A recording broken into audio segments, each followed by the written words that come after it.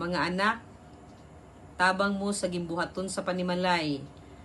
Adjog unahan ang injong mga gadget.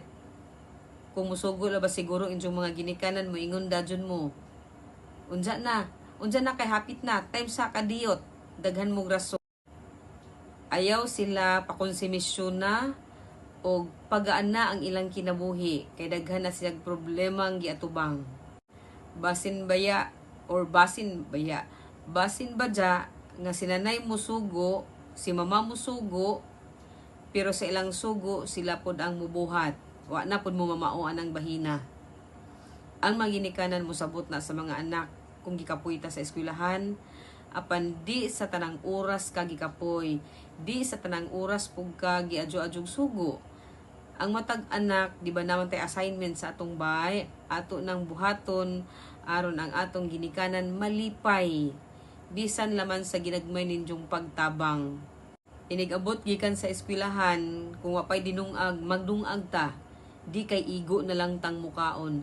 Adjaw mo pag tinapuan. Kay ang taong tapuan, matud pa. Ang taong tapuan, di angay pakanon. Maunang, di magtinapuan, mulihok sa mga lihokon. Naadjud na sa Biblia, mga anak. Sa Biblia, nga nagaingon nga ang batang tapuan, ang taong tapuan, di pakanon. Unsa mo angay ba mo ana?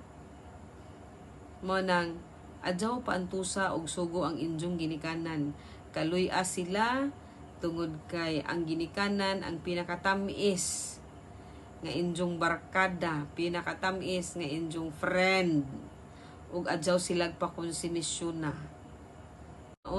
Mauna ang mga pamaagi sa paghatag ninyo og bili sa injong mga ginikanan. Bisan pa ang kung unsang injong mga rason, ginikanan paghihapon na sila ninyo, wa mo aning kalibutan na kung wa sila. Hinaot nga kining mga tambag sa mga tiguwang, mga tambag sa injong mga maestra, mga tambag sa mga tao nga nasa injong palibot, injo kining isilsil sa injong alimpatakan aron sa umaabot nga panahon kani magbunga og maayo, di lang sa injong part kundi sa umaabot na pod nga mga kabataan.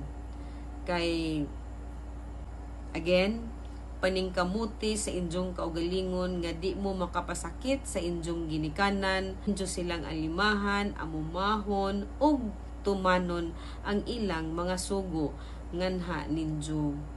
Kung mahimo bisag dili pa musugoon, buhata ang angay buhaton.